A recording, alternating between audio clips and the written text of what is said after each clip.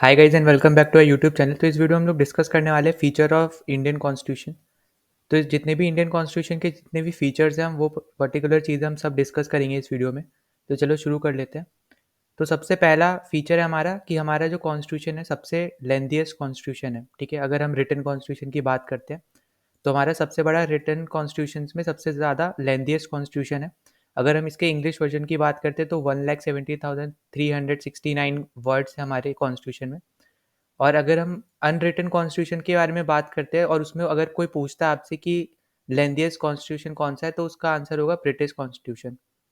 ठीक है, तो आपको इसके बारे में आइडिया होना चाहिए।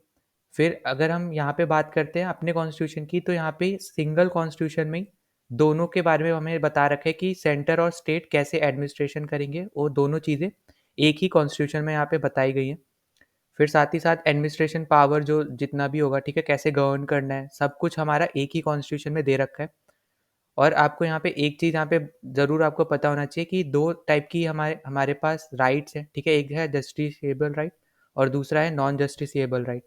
जस्टिसेबल में हो गए हमारे फंडामेंटल राइट्स वगैरह और नॉन जस्टिसेबल में हो गए डीपीएसपी और फंडामेंटल ड्यूटीज़। ठीक है, तो ये दोनों चीज़ें हमारी कॉन्स्टिट्यूशन में दे रखी हैं, आपको इसका आइडिया होना चाहिए। फिर नेक्स्ट हमारा फीचर है पार्लियामेंट्री फॉर्म ऑफ गवर्नमेंट। ठीक है, तो बेसिकली हमारा जो कॉन्स्टिट्यूशन है हमने अडॉप्ट किया British parliamentary form of government को, ठीक है, ना कि American presidential system of government.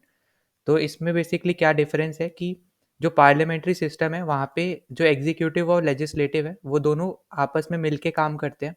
पर वहीं प्रेसिडेंशियल सिस्टम में क्या है कि दोनों के बीच में ना पावर्स डिवाइड हो जाती है। ठीक है, तो सेपरेट काम करते हैं पर डिवाइड हो जाती है पावर्स, तो उसके हिसाब से काम करते हैं। पर पार्लियामेंट्री सिस्टम में क्या है कि वो दोनों मिलके काम करते हैं।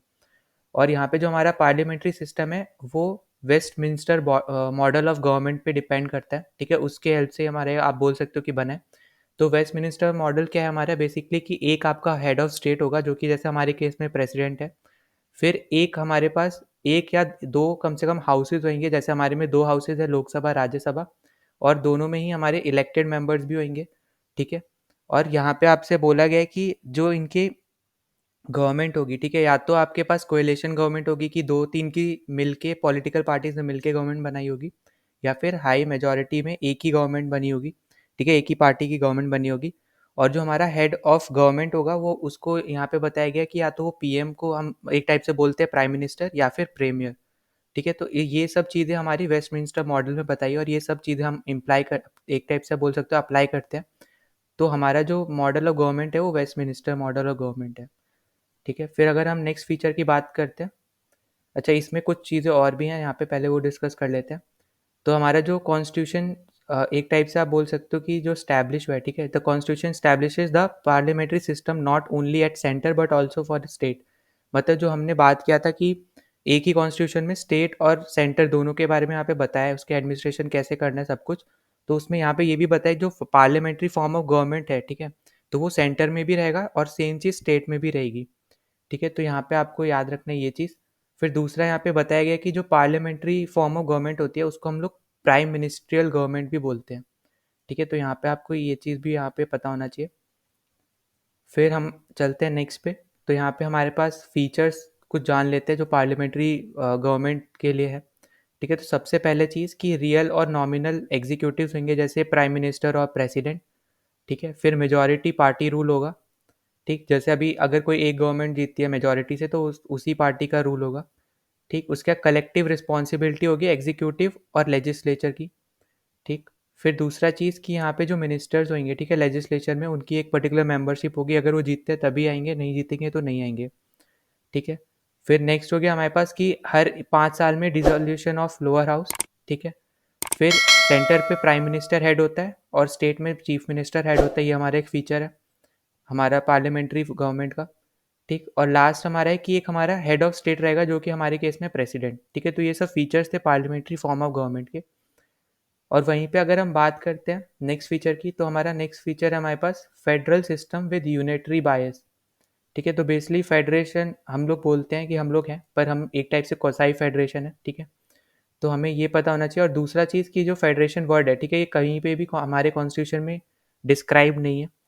ठीक, अब जैसे आर्टिकल 1 है, वो आर्टिकल 1 भी हमें बोलते हैं कि यूनियन ऑफ स्टेट्स हैं हम लोग, पर यहाँ पे दो चीज़ क्लियरली हम यहाँ पे देख सकते हैं कि किसी भी स्टेट के पास राइट नहीं है कि वो खुद से इंडियन यूनियन से अलग हो सकता है, ठीक है? तो आपको ये पता होना चाहिए, भले हम यूनियन ऑफ स्टेट्स हैं, पर किसी भी स्टेट के पास खुद का राइट नहीं है कि वो खुद इंडिया से अलग हो जाए, ठीक है? फिर यहाँ पे आप सेकंड में देख सकते हो कि Indian federation is not a result of an agreement by the state. जैसे फॉर एग्जांपल आपको यूएस का पता होगा कि जितने भी वो स्टेट्स हैं यूएस में, उन सब के बीच में एक एग्रीमेंट हुआ था, फिर जाके यूएस से बना था, ठीक है? पर हमारे केस में ऐसा नहीं है, हमारे केस में कोई भी एग्रीमेंट नहीं हुआ है स्टेट्स के बीच में। बेसिकली हमारा सिर्फ और सिर्फ एक यूनियन ऑफ स्टेट्स है, ठीक है? फेडरेशन ऑफ स्टेट्स नहीं है, यूनियन ऑफ स्टेट्स है। फिर हम नेक्स्ट में चलते हैं, हम यहाँ पे हमने इसकी बात तो करी ली कोसाई फेडरल की, ठीक है? तो ये हमारा केसी वेयर करके हमारे एक आप बोल सकते हो कि पॉलिटिशियंस बोल लो या फिर वो हैं जिन्होंने हमारे इंडियन कॉन्स्टिट्यूशन को कोसाई फेडरल बताया, ठीक है? फिर नेक्स्ट में चलते हैं। तो नेक्स्ट में हमारे पास यहाँ पे फीचर्स की हम पहले बात कर लेते हैं, फीचर्स ऑफ फेडरल सिस्टम, ठीक है? तो यहाँ पे दो गवर्नमेंट्स होंगी, ठीक? स्टेट लेवल और हमारी सेंट्रल लेवल पे उनके बीच में डिवीजन ऑफ पावर्स होगी, ठीक है? एक रिटन कॉन्स्टिट्यूशन होगा, फिर कॉन्स्टिट्यूशन की ही सुप्रीमेसी होगी, ठीक है? ये याद रखना है। और साथ ही साथ आपको याद रखना है कि इंडिपेंडेंट जुडिशरी होगी, ठीक है? दो गवर्नमेंट्स है, डिवीजन ऑफ पावर्स है उनके बीच में, फिर हमारे पास रिटन कॉन्स्टिट्यूशन भी होगा और सुप्रीमेसी जो होगी वो कॉन्स्टिट्यूशन की होगी और इंडिपेंडेंट जुडिशरी होगी, ठीक है? तो ये कुछ फीचर्स थे इस पर्टिकुलर फीचर के, ठीक। फिर अगर हम बात करते हैं कि यहाँ पे नॉन फेडरल सिस्टम के क्या क्या फीचर होते हैं, ठीक है? तो पहला होता है हमारा जो हम इंडियन कॉन्स्टिट्यूशन में हम लोग देखते हैं, ठीक है? हम उसकी बात करेंगे। तो सबसे पहला हमारे पास स्ट्रॉन्ग सेंटर जो कि हमारे में होता है हमारे केस में, ठीक है? फिर सिंगल कॉन्स्टिट्यूशन है दोनों के लिए, स्टेट और सेंटर के लिए, दोनों के लिए हमारे पास सिंगल कॉन्स्टिट्यूशन है, ठीक है? फिर ऑल इंडिया सर्विसेज भी हमारे पास यूपीएससी, ठीक है?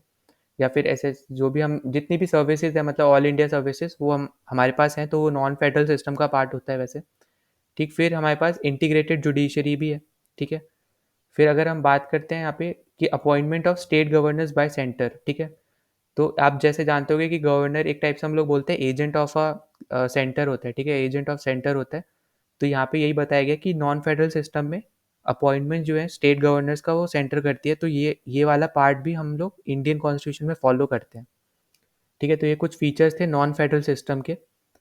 फिर अगर हम नेक्स्ट फीचर पे चलते हैं तो नेक्स्ट फीचर है हमारा सिंगल सिटीजनशिप, ठीक। तो अब यहाँ पे आपको पता होगा कि इंडिया डबल सिटीजनशिप अलाउ नहीं करता है जैसा यूएस वगैरह करते हैं, ठीक। और दूसरा कि इस सिंगल सिटीजनशिप से ही ना आप किसी भी पार्ट, हमारे कंट्री के किसी भी पार्ट में कहीं पे भी एम्प्लॉयमेंट वगैरह ले सकते हो, ठीक है? इस सिंगल सिटीजनशिप से ही आपको सेपरेटली किसी स्टेट का भी सिटीजनशिप लेने की ज़रूरत नहीं है, ठीक है? तो आपको ये चीज़ आपको पता होना चाहिए और इससे एक टाइप से हमें यूनिटी के बारे में पता चल रहा है, ठीक है? तो हर आप यहाँ पे ये जान सकते हो कि इक्वालिटी है हर एक स्टेट्स में और कोई भी कहीं का भी बंदा किसी भी स्टेट में एम्प्लॉयमेंट पा सकता है, ठीक है? तो यहाँ पे ये सब बात की जा रही है। फिर अगर हम नेक्स्ट में चलते हैं तो नेक्स्ट फीचर हमारा यूनिवर्सल एडल्ट फ्रेंचाइज, ठीक है? तो बेसिकली यहाँ पे बात की जा रही है कि अगर आप 18 साल के ऊपर हो जाते हो, 18 साल के हो जाते हो, ठीक है? तो आपको वोट डालने की मतलब आपको वोट डालने के लिए अलाउ किया जाएगा, ठीक है? तो यहाँ पे ये बताया जा रहा है यूनिवर्सल एडल्ट फ्रेंचाइज में। फिर और यहाँ पे एक चीज़ आपको याद रखनी है कि irrespective of caste, race, sex, religion और स्टेटस, ठीक है? आपको तब भी अगर मतलब इर्रिस्पेक्टिव ऑफ डिस्क्रिमिनेशन आप ऐसा बोल सकते हो कि आपको अलाउ किया जाएगा अगर आप 18 या 18 से ऊपर हो वोट डालने के लिए, ठीक। क्योंकि इससे आप समझ सकते हो कि पॉलिटिकल इक्वालिटी बढ़ेगी, ठीक है? फिर अगर हम नेक्स्ट फीचर पे चलते हैं तो नेक्स्ट फीचर हमारा combination of rigidity and flexibility of Indian constitution, ठीक है? तो अगर हम बात करते हैं रिजिड कॉन्स्टिट्यूशन कैसे है, तो बेसिकली अगर आप यहाँ पे देखोगे कि rigid constitution is one that requires a special procedure for its amendment, ठीक है? Like USA. तो हमारे केस में भी स्पेशल अमेंडमेंट्स लगती हैं, ठीक है? मतलब स्पेशल प्रोसीजर होता है अमेंडमेंट्स के लिए भी, ठीक। और फ्लेक्सिबल कॉन्स्टिट्यूशन हमारा कैसे है कि जो हम अगर आप यहाँ देखोगे a flexible constitution is one that can be amend in the same manner as ordinary laws are made, ठीक है? तो जैसा कि ब्रिटिशर्स के टाइम पे है, ठीक है? मतलब ब्रिटिश वाले कॉन्स्टिट्यूशन में, तो आप यहाँ पे देखो ये दोनों ही स्टेट्समेंट जो है ना हमारे कॉन्स्टिट्यूशन में फॉलो की जाती है, ठीक है? इसलिए हम बोल रहे हैं कि हमारा जो है कॉम्बिनेशन और हमारे एक टाइप से आप बोल लो यूनिक कॉन्स्टिट्यूशन है कि जहाँ पे रिजिडिटी भी है और फ्लेक्सिबिलिटी भी है, ठीक है? और हम अब जानते हैं कि हमारे पास 3 टाइप्स की अमेंडमेंट होती है, ठीक है? हम इसके बारे में आगे पढ़ेंगे, ठीक। तो आपको बस इसका फीचर पता होना चाहिए कि हमारा कॉन्स्टिट्यूशन रिजिडिटी भी फॉलो करता है, फ्लेक्सिबिलिटी भी फॉलो करता है। फिर अगर हम नेक्स्ट फीचर पे चलते हैं, तो नेक्स्ट फीचर हमारा कि टेकन फ्रॉम वेरियस सोर्सेज। मतलब आपको पता होगा कि जो हमारा कॉन्स्टिट्यूशन बना है, तो 60 कंट्रीज़ का कॉन्स्टिट्यूशन देखने के बाद बनाया गया, ठीक है? तो हर कहीं से जो भी ठीक हमें लगता है हमारी कंट्री के लिए था, तो हमने सोर्सेज हमारे जो है मल्टीपल कॉन्स्टिट्यूशंस रहे हैं, ठीक है? तो इसके ऊपर हमने सेपरेट वीडियो बना रखी है, आपने अगर वो नहीं देखी है तो आप देख सकते हो, ठीक है? हमारा पॉलिटी का जो प्लेलिस्ट होगा वहाँ पे जाके आप देख सकते हो। फिर अगर हम इसी में बात करते हैं, ठीक है? तो बेसिकली हमारा जो अगर हम बात करते हैं यहाँ पे पॉलिटिकल पार्ट और फिजियोसॉफिकल पार्ट के बारे में, तो अगर हम बात करते हैं पॉलिटिकल पार्ट, तो हमारा ब्रिटिश से लिया गया और दूसरा वाला पार्ट हमारा अमेरिकन और आयरिश कॉन्स्टिट्यूशन से लिया है, ठीक है? तो बेसिकली हमारा जो पॉलिटिकल पार्ट है, तो जैसे हमारा पार्लियामेंट्री फॉर्म ऑफ गवर्नमेंट, ये सब चीज़ें हैं, तो हमारा वो ब्रिटिश कॉन्स्टिट्यूशन से है। अगर हम बात करते हैं फंडामेंटल राइट डीपीएसपी, तो हमने ये सब अमेरिका और यहाँ पे आयरलैंड के कॉन्स्टिट्यूशन से लिया है, ठीक है? फिर अगर हम बात करते हैं मेन जो हमारा स्ट्रक्चरल पार्ट है, ठीक है? तो सबसे पहला जो चीज़ आपको याद रखनी है, कॉन्स्टिट्यूशन से भी लिया है और एक हमारा गवर्नमेंट ऑफ इंडिया एक 1935 था, उससे भी हमने लिया है। तो जो हमने गवर्नमेंट ऑफ इंडिया एक 1935 से लिया है, वो हमारा स्ट्रक्चरल एक टाइप से स्ट्रक्चर बेस करता है कि कॉन्स्टिट्यूशन हमारा कैसा होगा, ठीक है? उसी के अराउंड हमने फिर बाकी सबसे देख-देख के थोड़ा-थोड़ा जो सोर्स हमारे कंट्री के लिए अच्छा हो सकता है, वो पर्टिकुलर चीज़ हमने दूसरे कॉन्स्टिट्यूशन से लिया है। ठीक, फिर अगर हम नेक्स्ट में चलते हैं, तो नेक्स्ट फीचर हमारा है कि synthesis of parliamentary sovereignty and judicial supremacy. ठीक है, तो यहाँ पे बेसिकली अगर आप देखोगे तो यहाँ पे बताया जा रहा है कि the doctrine of the sovereignty of parliament is associated with the British parliament. तो यहाँ पे जो हमारा फर्स्ट यहाँ पे फीचर का पार्ट है कि doctrine of the sovereignty of parliament, तो हमने ये ब्रिटिश वाले से लिया है, ठीक है? ब्रिटिश पार्लियामेंट से लिया है। फिर दूसरा जो जुडिशियल सुप्रीमेसी है, ठीक है? हमने अमेरिकन सुप्रीम कोर्ट जैसे अमेरिकन कॉन्स्टिट्यूशन से लिया है, ठीक है? तो जैसे फॉर एग्जांपल आप पता होगा कि इम्पीचमेंट ऑफ प्रेसिडेंट हो गया या फिर रिमूवल ऑफ सुप्रीम कोर्ट जज हो गया, ठीक है? तो ये सब हमने अमेरिका से लिया है। फिर जुडिशियल रिव्यू हो गया, ठीक? तो ये सब हमने अमेरिका से लिया है, तो इसलिए हम लोग यहाँ पे जुडिशियल सुप्रीमेसी बोल रहे हैं और अमेरिका से हमने लिया है, इसलिए हम यहाँ पे बता रहे हैं। फिर अगर हम यहाँ पे बात करते हैं कि जो हमारा प्रोसीजर है, ठीक है? प्रोसीजर स्टैब्लिश्ड बाय लॉ, हम लोग ये पर्टिकुलर चीज़ फॉलो करते हैं जो आर्टिकल 21 में दे रखा है हमें, ठीक है? और अमेरिकन कॉन्स्टिट्यूशन फॉलो करते हैं ड्यू प्रोसेस ऑफ लॉ, ठीक? फिर अगर हम नेक्स्ट में चलते हैं, तो नेक्स्ट फीचर हमारा है सिंथेसिस ऑफ पार्लियामेंट्री सॉवरेनिटी में ही आगे अगर हम चलते हैं, तो यहाँ पे जैसे मैंने पहले ही बता रखा है जुडिशियल रिव्यू आर्टिकल 13 है, ठीक है? तो ये सब हमारा जो पार्ट है हमने अमेरिका से लिया है, तो ये सब उसमें आ जाता है, ठीक? तो हमने ये अभी डिस्कस कर लिया था। फिर नेक्स्ट फीचर हमारा है रूल ऑफ लॉ, ठीक है? तो रूल ऑफ लॉ बेसिकली हमारा है कि people are ruled by law but not by man. इसका मतलब क्या हुआ कि जैसे हमारा हेड ऑफ स्टेट है, ठीक है? तो हम लोग जो एक टाइप से आप बोल सकते हो जो भी हम लोग को ऊपर रूल कर रहे हैं ना, वो एक टाइप से कॉन्स्टिट्यूशन ही रूल कर रहा है, ठीक है? कोई एक इंसान रूल नहीं कर रहा है, ठीक है? तो ये हमारा सबसे बड़ी चीज़ है जो हमें आइडिया इसका बारे में हमें होना चाहिए। दूसरा कि हमारी डेमोक्रेसी है, ठीक है? हर एक इंसान के पास यहाँ पे फंडामेंटल राइट्स और इक्वालिटी है, ठीक है? इक्वल फंडामेंटल राइट्स वगैरह है और ये फंडामेंटल राइट्स हमारी पार्ट 3 में है, ठीक है? और जो हमारा रूल ऑफ लॉ है उसी के पार्ट आर्टिकल 14 में आता है, ठीक है? तो उसके बारे में भी हमने बता रखे है कि अगर 18 से कम ईयर वाला है तो उसके लिए जुवेनाइल कोर्ट अलग से बना है। अगर उससे कोई गलती से कुछ उससे गलत काम हो जाता है, ठीक है? तो उसको तब भी हम लोग सज़ा नहीं देते इतना, उसको अलग से हम लोग जुवेनाइल कस्टडी में रखते हैं। पर 18 से ऊपर वाले जितने भी अगर उनसे कुछ होता है तो उसके लिए हम लोग अलग रूल है थोड़ा, तो उसके लिए हम लोग अलग फॉलो करते हैं, ठीक है, सिस्टम्स। तो यहाँ पे वही बताया गया है आर्टिकल 14 में, ठीक है?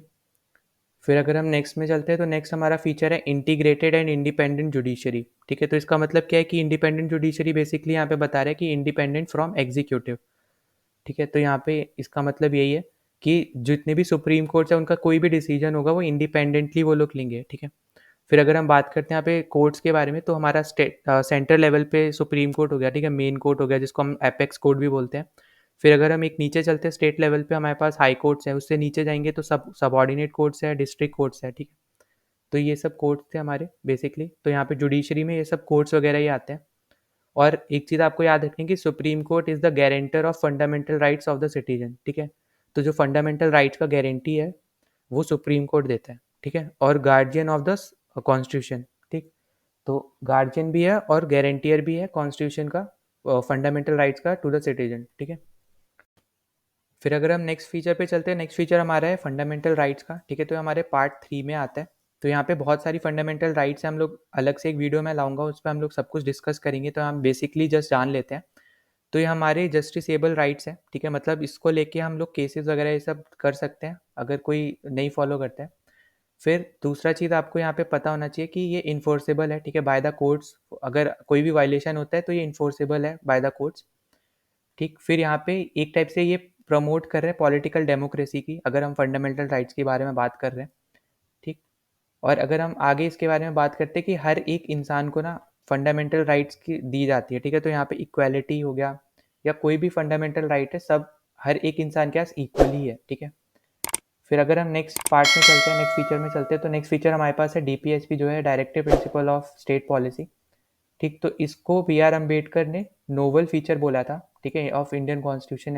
आपको ये पर्टिकुलर चीज़ याद रखनी है, और ये हमारा पार्ट 4 में आता है, ठीक? यहाँ पे एक टाइप से हम प्रोवाइड करें सोशल और इकोनॉमिक जस्टिस, ठीक है, पीपल को, जो भी है, जितने भी इंसान, मतलब जितने भी आदमी है या कोई भी हमारा सिटीजन है, ठीक है, इंडिया का, सबको हम सोशल और इकोनॉमिक जस्टिस प्रोवाइड कर रहे हैं। और दूसरा यहाँ पे ये जस्टिसेबल राइट्स नहीं है, आपको याद रखना है कि नॉन जस्टिसेबल है, तो आप इसको लेके कोर्ट्स में नहीं केस कर सकते हो। और दूसरा कि इससे हमें वेलफेयर ऑफ स्टेट बनने में हेल्प मिलता है, ठीक है, स्टैब्लिश करते हैं वेलफेयर ऑफ स्टेट। फिर अगर हम नेक्स्ट फीचर की बात करते हैं, नेक्स्ट फीचर हमारा है फंडामेंटल ड्यूटीज़। अगर हम फंडामेंटल ड्यूटीज़ की बात करते हैं तो हमारा स्टार्टिंग में 10 फंडामेंटल ड्यूटीज़ को ऐड किया था, ठीक है, 42nd अमेंडमेंट एक्ट 1976 में। तो जब शुरू में जब कॉन्स्टिट्यूशन इनैक्ट हुआ था, तो उस टाइम पे हमारे पास कोई भी फंडामेंटल ड्यूटीज़ नहीं थी, ठीक है? तो ये बाद में ऐड हुए हैं 42nd अमेंडमेंट एक्ट ऑफ 1976 में, ठीक? तो उस टाइम पे स्वर्ण सिंह कमेटी की रिकमेंडेशन पे ये पर्टिकुलर चीज़ें ऐड की गई थी, ठीक है? तो उस टाइम पे 10 फंडामेंटल ड्यूटीज़ ऐड की थी। फिर एक और फंडामेंटल ड्यूटी ऐड की थी 86 कॉन्स्टिट्यूशनल अमेंडमेंट एक्ट ऑफ 2022 में, ठीक? तो यहाँ पे ये चीज़ आपको याद रखनी है। फिर दूसरा आपको यहाँ पे भी याद रखना है कि ये भी नॉन जस्टिसेबल है, ठीक है? इसको भी लेके आप कोर्ट में नहीं लड़ सकते हो। और ओवरऑल अगर कोई पूछता है फंडामेंटल ड्यूटीज़ कितनी है, तो 11 फंडामेंटल ड्यूटीज़ हैं। और अगर हम बात करते हैं फंडामेंटल राइट्स और फंडामेंटल ड्यूटीज़ में थोड़ा डिफरेंस क्या है, तो फंडामेंटल राइट्स गारंटी करता है पीपल को, ठीक है? और फंडामेंटल ड्यूटीज़ एक टाइप से एक एक एक्सपेक्टेड होता है, ठीक है? मतलब कि ये हर एक सिटीज़न जो है इंडिया अपने जैसे कंट्री के लिए ये पर्टिकुलर चीज़ें परफॉर्म करता है, ठीक है? जो भी उसमें फंडामेंटल ड्यूटीज़ दे रखी हैं कि ये सब एक पर्टिकुलर सिटीज़न इंडिया का ये सब परफॉर्म ड्यूटीज़ करता है, ठीक है? ड्यूटीज़ परफॉर्म करता है। फिर अगर हम नेक्स्ट फीचर में चलते हैं, तो नेक्स्ट फीचर हमारा है इंडियन सेकुलरिज्म। तो यहाँ पे हम जैसे जानते हैं कि हमारा जो इंडिया है वो एक सेकुलर स्टेट है, ठीक है? कोई भी एक पर्टिकुलर रिलीजन बेस्ड हमारी एक कंट्री नहीं है, ठीक है? सेकुलर स्टेट है। सेकुलर स्टेट मतलब हो गया सेकुलर कंट्री है, ठीक है? कोई भी रिलीजन फॉलो नहीं करता है, और रिलीजन के बेस पे कोई डिस्क्रिमिनेशन भी नहीं होता है, ठीक है? आपको ये भी याद रखना है। तो यहाँ पे बेसिक चीज़ यही है कि यहाँ पे सेकुलरिज्म मतलब है कि कोई भी रिलीजन हमारा जो इंडिया है वो फॉलो नहीं करता है, ठीक है? फिर अगर हम नेक्स्ट में चलते हैं, तो नेक्स्ट फीचर है हमारा इंडिपेंडेंट बॉडीज़, ठीक है? तो इंडिपेंडेंट बॉडी जैसे हमें पता है कि कुछ कॉन्स्टिट्यूशनल बॉडीज़ हमारी बनाई गई हैं, ठीक है? पार्लियामेंट की वजह से, मतलब पार्लियामेंट के थ्रू, तो वो हमें याद होनी चाहिए। फिर दूसरा कि जो इंडिपेंडेंट बॉडीज़ में जैसे हमारी कुछ लेजिस्लेटिव, एग्जीक्यूटिव और जुडिशियल ऑर्गन्स है, ठीक है? इनसे भी हमारी एक कुछ कॉन्स्टिट्यूशनल बॉडीज़ बनी है, जैसे हमारा फॉर एग्जांपल अगर हम बात करते हैं ईआईसी है, ठीक है? Election commission of India, UPSC है, फिर हमारा कैग है, ठीक है? या अटॉर्नी जनरल है, ये सब हमारी कॉन्स्टिट्यूशनल बॉडीज़ हैं। तो ये सब के बारे में यहाँ पे इंडिपेंडेंट बॉडीज़ में बात की गई है, ठीक? तो यहाँ पे आप एग्जांपल में भी देख सकते हो ये सब। फिर अगर हम नेक्स्ट में चलते हैं, नेक्स्ट फीचर हमारा है इमरजेंसी प्रोविजंस, ठीक है? तो इमरजेंसी प्रोविजंस की अगर हम बात करते हैं, हमारे पास 3 इमरजेंसीज़ हैं। आर्टिकल 352 में हमारे पास नेशनल इमरजेंसी है, 356 में स्टेट इमरजेंसी है जिसको हम लोग प्रेसिडेंट रूल भी बोलते हैं, और 360 में हमारे पास फाइनेंशियल इमरजेंसी है, ठीक है? तो ये 3 आर्टिकल है, 352, 356 और 360। और यहाँ पे जो हमारे पास कभी भी इमरजेंसी लगती है, तो आर्टिकल 2021 को छोड़ के सारी हमारे पास फंडामेंटल राइट्स कैंसिल हो जाती हैं, ठीक है? तो यार इसका आपको आइडिया होना चाहिए। फिर अभी तक हमारे पास कभी भी फाइनेंशियल इमरजेंसी नहीं लगी, ये बहुत अच्छी बात है। और वहीं अगर हम बात करते हैं कौन सी फंड यहाँ पे इमरजेंसी सबसे ज़्यादा लगी हुई है, तो वो है हमारा प्रेसिडेंट रूल, जो कि आर्टिकल 356 है, ठीक है? और नेशनल इमरजेंसी हमारी 2 बार लगी है, इसका हमें आइडिया होना चाहिए। फिर अगर नेक्स्ट में बात करते हैं, नेक्स्ट हमारा फीचर है 3 टायर गवर्नमेंट का, ठीक है? तो यहाँ पे बेसिकली यहाँ बताया जा रहा है कि एक स्टेट लेवल गवर्नमेंट है और लोकल गवर्नमेंट है, ठीक है? और हमारे सेंटर में तो गवर्नमेंट है ही। तो लोकल गवर्नमेंट में हमारे पास बेसिकली 2 टाइप में है। तो फर्स्ट हमारा है पंचायत, जो कि हमने ऐड किया था 73rd अमेंडमेंट एक्ट ऑफ 1992 में, और एक है हमारा 74th अमेंडमेंट एक्ट ऑफ 1992 में ऐड किया, जो है हमारा म्यूनसिपैलिटीज़, ठीक है? तो पंचायत हमारा पार्ट 9 में आता है और म्यूनसिपैलिटीज़ पार्ट 9A में आता है। अगर हम शेड्यूल्स में बात करते हैं तो शेड्यूल 11 हमारा पंचायत से रिलेटेड है और शेड्यूल 12 हमारा म्यूनसिपैलिटीज़ से रिलेटेड है। तो पंचायत हमारा रूरल लोकल गवर्नमेंट में आता है, ठीक है? ये आपको पता होना चाहिए, मतलब गाँव एरियाज़ वगैरह में। और अर्बन की अगर हम बात करते हैं शहरों में, तो हमारा म्यूनसिपैलिटीज़ आता है, ठीक है? तो हमारा ये लोकल गवर्नमेंट है, इसीलिए हम लोग इसको 3 टायर गवर्नमेंट बोलते हैं। फिर हमारा लास्ट हमारा फीचर है कोऑपरेटिव सोसाइटीज़, ठीक है? तो ये भी हमारा बाद में फीचर ऐड हुआ है। तो ये हमारा आया 97 कॉन्स्टिट्यूशनल अमेंडमेंट एक्ट ऑफ 2011 में। और ये हमारा एक टाइप से आप बोल सकते हो कि पार्ट 9 बी है, ठीक है? ये आपको आइडिया इसका होना चाहिए कि पार्ट 9 बी इससे रिलेटेड है, कॉर्पोरेटिव सोसाइटी से। और इसमें इंक्लूड किया जाता है डीपीएसपी को, ठीक है? प्रमोशन के लिए। तो यहाँ पे 43 बी जो आर्टिकल है, ठीक है? उसमें डीपीएसपी में 43 बी आर्टिकल जो है वो कॉर्पोरेटिव सोसाइटीज से रिलेटेड है, ठीक? और दूसरा चीज़ कि आपको राइट भी दी गई है कॉर्पोरेटिव सोसाइटीज बनाने की, फंडामेंटल राइट आर्टिकल 19 में, ठीक है? तो इसका भी आपको आइडिया होना चाहिए। और यहाँ पे आप देख सकते हो कि empowers the parliament in respect of multiple state corporative societies and state legislature in respect to other corporative society to make appropriate law, ठीक है? तो यहाँ पे बेसिकली यही बताया गया कि कौन सा आर्टिकल कॉर्पोरेटिव सोसाइटी से रिलेटेड है, कब ये आया था, ठीक है? और ये क्यों इंपॉर्टेंट है, ठीक है? तो हमने इस पर्टिकुलर वीडियो में सब चीज़ें, सारे फीचर्स हमने डिस्कस कर लिए इंडियन कॉन्स्टिट्यूशन के। तो अगर आपने अभी तक चैनल को सब्सक्राइब नहीं किया तो प्लीज़ सब्सक्राइब द चैनल। अगर वीडियो अच्छा है तो लाइक द वीडियो, जितना हो सके उतना ज़्यादा शेयर कर दो। मिलते हैं नेक्स्ट वीडियो में, टिल देन।